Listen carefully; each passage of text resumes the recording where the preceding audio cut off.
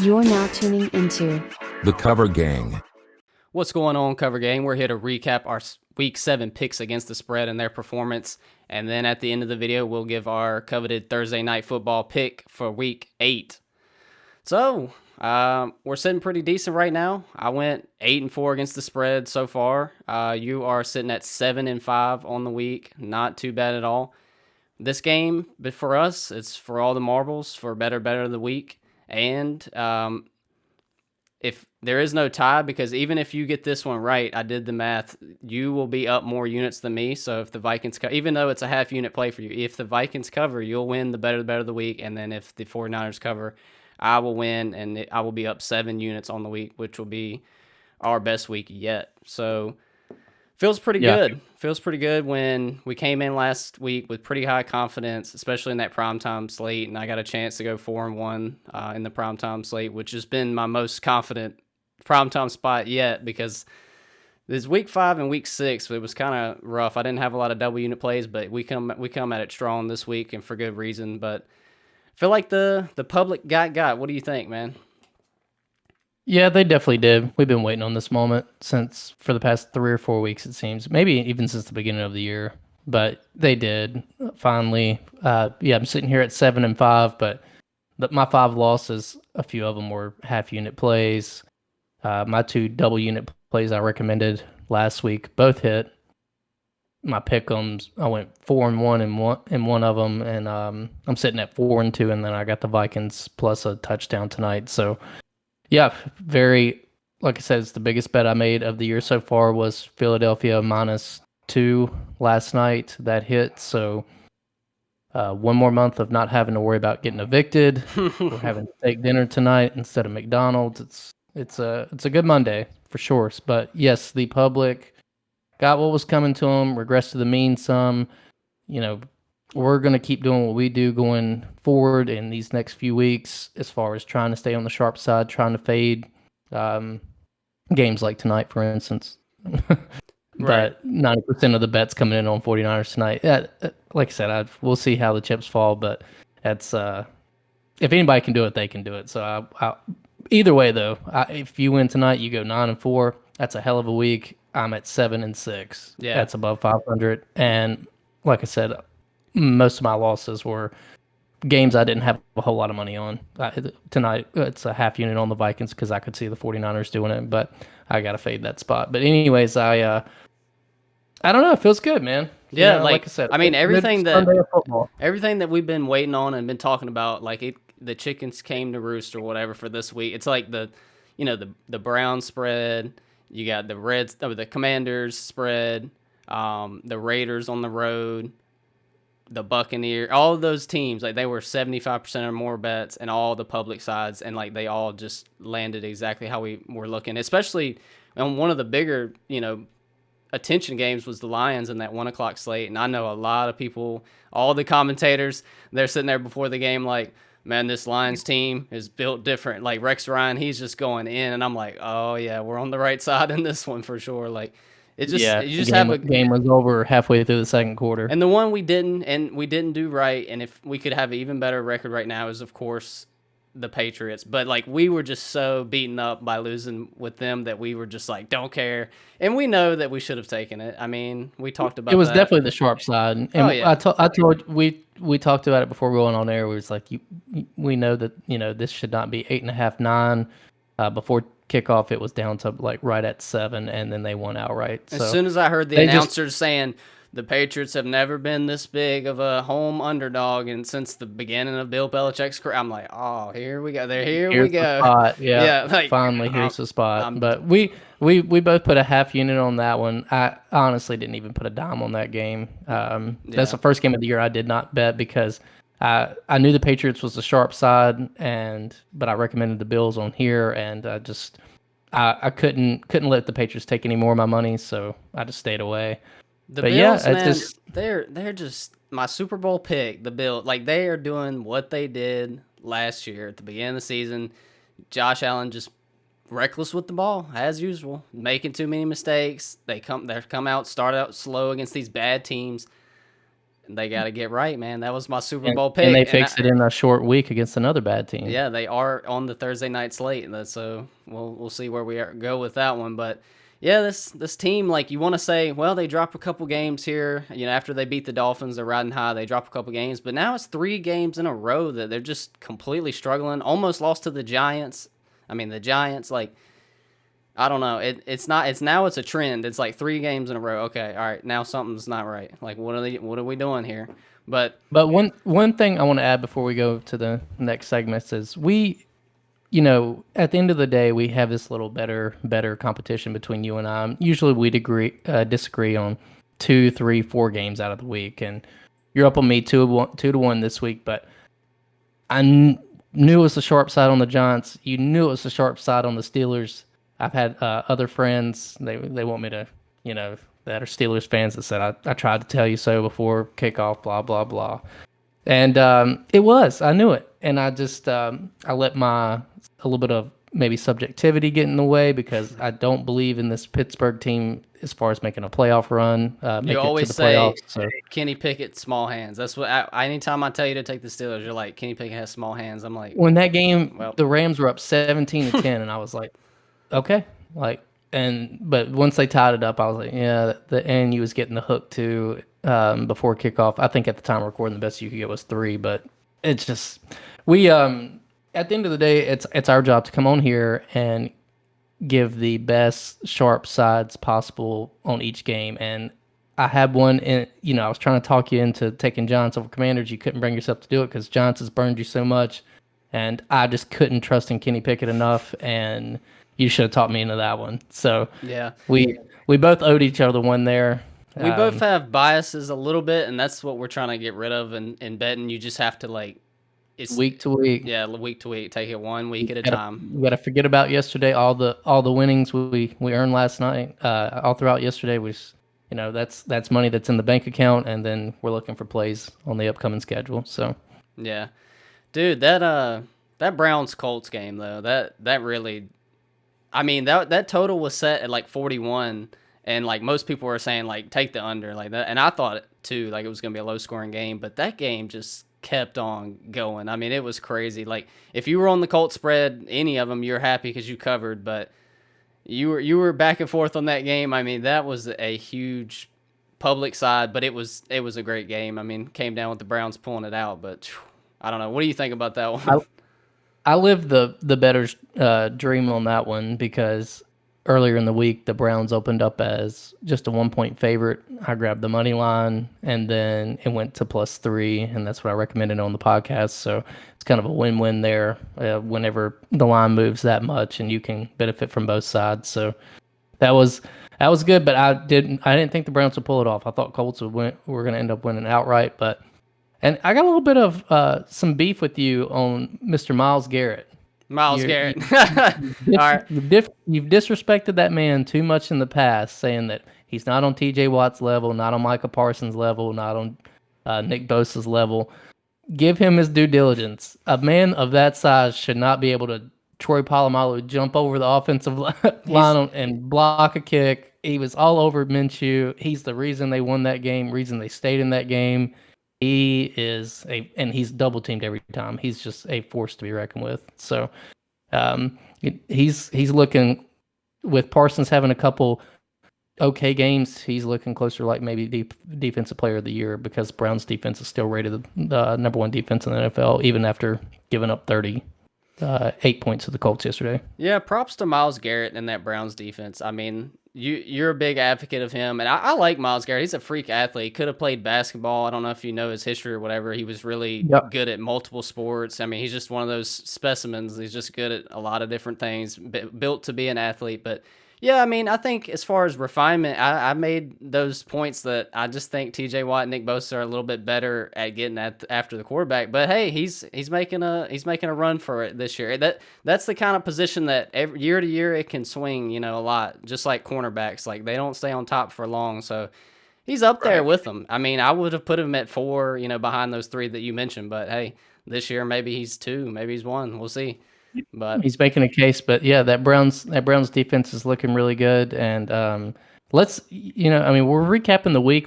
We've already recapped how we done, but What's going on with Deshaun Watson, man? I don't know, He's dude. Like, I started him in fantasy yesterday. Negative points. They cleared him. He fell on his head. I guess he kind of fell on his shoulder too, but they said it wasn't a shoulder issue, and he didn't get concussed, and he didn't go back into the game. last I year, just I was all over this. Like when they made that deal, I was like, worst deal in football. And yeah, that's easy to say, but I was like, he's not going to be the same person when you go through something that drawn out and you leave football for a long time and then you come back. It's more than just like rust. Like you're gonna like you've guaranteed that much money to a man who didn't prove himself for no reason to make that more money than any quarterback at the time for that kind of deal. I just think it but was just desperation. Like why would they do that? And I think I mean, this is what you get. You pay for the best quarterback in the league and you're getting maybe like number but 14. so he signed that crazy contract, and it was a fully guaranteed deal. But do you realize what fully guaranteed means? You have to play the games. Right. You still got to And oh play. yeah, And he's now not. that's a problem. Right. Yeah, he's benching himself, and like I believe him when he says he's like I can't lift my right shoulder over my head, Yeah. and he went out there, he toughed it out, tried to play, got hit and pretty hard on that one play, but didn't look like he really fell on his shoulder much, and yeah, he just went to the offensive coordinator and he was like, I can't throw the ball down the field. He's like, you're gonna have to put the backup back, So I don't know. I wouldn't say, it's a very crazy collision contact sport.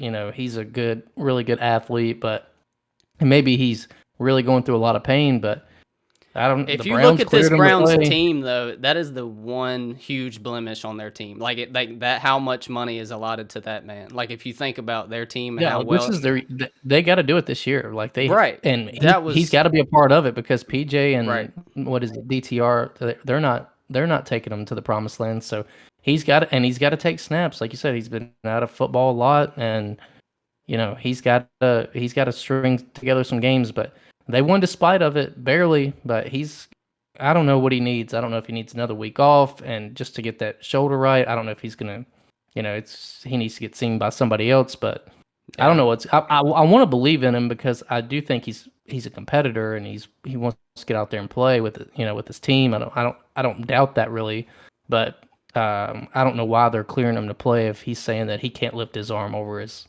head. He's like my throwing arm. I can't lift it over my head. Yeah.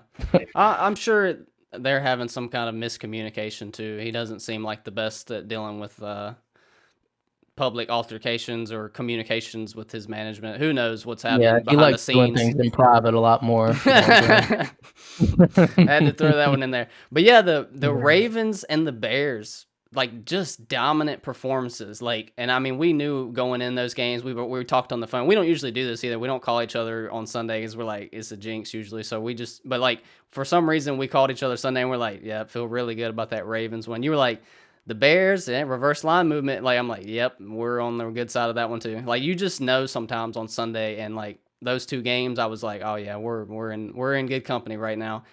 And Yeah. they did a lot better than I was expecting. Like I was expecting Lions Ravens to be a lot closer, but whew, that was just Well, let's talk about the game that we both put a double unit on, and it hit, like I said, my biggest bet of the year, and yep. how we just, like I said, it was just We it just was knew more. it. We just knew it. It wasn't even more of like I'm playing the number here. It was just when you sit there on Sunday all day and you watch football for 7 weeks, like you get reads on teams, and like Miami's great, but when they run into a physical team, The this defense. happens. Yep. We said And it. we usually do our favorite plays of the week. I think you said you don't really have one, but I do want to talk about the brotherly shove, the tush push, whatever you want to call it. I think it would be idiotic for the NFL to take that out. A lot of teams are trying to do it. Sometimes they're successful, sometimes they're not. Eagles, they're not 100%, but they've over the past 2 seasons, and now they're up to 93% success Insane. rate. So, and there's not been really any injuries or anything on it. Like, yeah, it's not as pretty as like Tua throwing that streaking ball to Tyreek Hill, looking like he did in the national championship game against Georgia back when he played for Alabama. It's not pretty football, but if other people are trying to do it and they can't do it, but you have the best center in football and you got quarterback that can squat like 600 pounds. I mean, if you can't, Nick Sirianni, he got up here and he said, we feel like every time we step on the field and it's 1st and 9 for us, it's not 1st and 10. And it's Because just he like, knows 4th and 1 is a gimme. yeah, It's yeah, crazy, dude. Like, if you played Madden growing up, like, that play was overpowered. Like, QB sneak was just like, if you're on the goal line inches, like, it's a touchdown. If you're 4th and inches, 4th and 1, you're getting the first down. Like, that play was overpowered in a video game, and now they're changing the way football is being looked at by making 4th and 1 look like it's just a conversion. I mean, it's just like an extra point percentage. Like, it makes no sense. Like, they're breaking the game. But, like, to Justin Fields' point, to Jalen Hurts' point, he said, other teams can try to do this, and they've tried, and they're not having near as much success. So, like, why take away something from us now that we're doing it good? And, like, that makes total sense. Over the years, I mean, so many changes get made by, Goodell and like for the safety of players and everything. But I mean, if they take which I think they're going to, the way everybody's talking is that they Really? will take away that play. Well, Not this year, but like the going into next year. Warriors But like, getting good at the 3 yeah, points and then saying, let's take the 3-point line away. I mean, that doesn't make any sense. Like, that was built in the game. I mean, 4th and inches, push the line. I Like, hope they don't take it away because I think that's, like I said, I don't think it's fair. But maybe if players start getting hurt or something. I mean, it's at the end of the day, it's more about entertainment. They just care about people watching. But I was watching every 3rd and 1, 4th and 1, and watching them go across the line. And I mean, nice. I was saying if they could stop it, they just couldn't stop it. Yeah, I would like open the app when I was away from the TV. I'd open the app on my phone. It said Eagles 3rd and 6, and it would be like Eagles 4th and 1. I was like, okay, cool, they're gonna get it. And they would be like Yeah. Eagles next one. It would be like Eagles 4th and 1. I was like, oh, they're gonna go for it again, and then they do, and it's like, what in the like? They're just breaking the rules, I guess, but it's crazy. But yeah, I don't know. I think we pretty much covered it. I guess the other thing is, dude, are the Giants better with Tyrod, or are they just better at covering, or like what's up with that? Like, is Daniel Jones coming back? Like, I mean, he's got to, right? Yeah. No, Daniel's coming back. He had a bad neck injury. Tyrod, he wasn't cleared to play by the medical staff. Tyrod played. That's why the number went from like 1.5, 2 to before kickoff. You got Giants +3, and Tyrod's a vet. I mean, he doesn't throw you out of a game, but at the same time, if he's going against a really good team, like they played the Bills, but the Bills didn't, kind of overlooked them, I think. But if like they play the Dolphins, like Tyrod's not going to keep you in that game. I know it's just the backup quarterback rally, and that has something to do with it, and that usually fizzles out after like 2 or 3 games. But I mean, they look like they genuinely are playing better with him under center than Daniel, but who knows? No, as soon as Daniel's cleared, they'll get him back in there, paying him too much money, and he's the better quarterback. It's just Tyrod. Like I said, Tyrod's a vet. It's good to have, backup quarterbacks do matter. That's why we said last week the Raiders, Bills. Like, I know Brian Hoyer, but I didn't know that kid from Shepherd or wherever he was from, that Tyson guy. Right. So I didn't have much of a read on that game, but he did. Yeah, he did all right. Yeah, he played good against a bad Raiders defense. It's nothing special. No tape on him, no nothing. It's run game was going really well. So, but yeah, let's this Thursday night game. Yeah, let's get into this look ahead line. We got some early action coming in on the Bills. Of course, 90% of the bets looks like on our first source looking at it, but it opened around 8.5, and it's been, some books are offering 7.5, some are offering 8.5. So it's a lot of line movements happening right now, but two teams that looking for a bounce back opportunity here. We got the Bucks versus the Bills. So Bucks couldn't defend their home turf against the Falcons last week, and the Bills, they went into Gillette Stadium and got stunned by the Patriots. So where are you at on this one? So you're saying the best of the number you can get right now is 7.5 for the Bills? Yep, and then the 8.5 for the Bucks. Yeah, I'd take the home team minus 7.5. I think the Bucks, the book is out on Baker. This is who we thought they were going into the year. They're just not the best football team. They have some players, I think, after they get blown out here by the Bills, maybe the week after that if they lose. I don't know who they play, but you'll start seeing around Thanksgiving time some trade pieces like a Devin White or, Vita Vea or something like that, because they'll start to kind of realize, hey, we're going to be getting a top 10 pick, and getting a quarterback, and we need to surround them with more picks and more, whatever. So I think they had a good little run at the beginning we didn't see coming, and now kind of like Arizona, they both played hard at the beginning, but Bucks out on Dobbs, Bucks out on Baker with this Bucks offense. They can't run the ball. Bills defense is still good. Always lean towards the home team and the Bills. Josh Allen's hearing it for losing to the Patriots after being over a touchdown favorite on the road. I expect him to come into this game and put on a Josh Allen performance. He is that roller coaster quarterback. So I'm hoping for the peak here. I don't love giving up that many points, but I'll probably wait closer to Thursday and see if it'll go down to 7. But if the best you can get at 7.5, I would only put a half unit on it just because it's the public side over a touchdown. But I don't see Baker being able to put up more than 17 points against this Bills defense. And I think Josh Allen has a bounce back game. So something like a 30-17 type game or something. Yeah, I hate this one because it's like, for all the reasons you said, I have to take the Bills, even though they're pissing me off because they just look so lackluster, especially for a team I picked to win the Super Bowl. They're just like same old Bills, like early in the season, just not really trying as hard as they can, just throwing the ball away. But yeah, give me the home team -7.5. If there's anything we can say that's worked in our favor for Thursday night football, it is taking the public sides, because actually the public is doing well in these Thursday night games, and looks like we're going to be joining them on this one. So 80% of the bets coming in. Don't love that. Hasn't worked in our favor because we've been mainly fading the public on these Thursday night games, and they've been crushing it. But maybe hopefully it doesn't regress to the mean this week. Like, wait one more week, and I'm sure we'll be on the fading public next Thursday night. But yeah, like I said, it seems like a bounce back spot for both teams, but on paper, I mean, this Bills team is way better. They're at home. It's just I feel like they actually have a decent start. The past 3 games they just came out so no spark, no nothing, and Josh Allen tries to save them in the fourth quarter.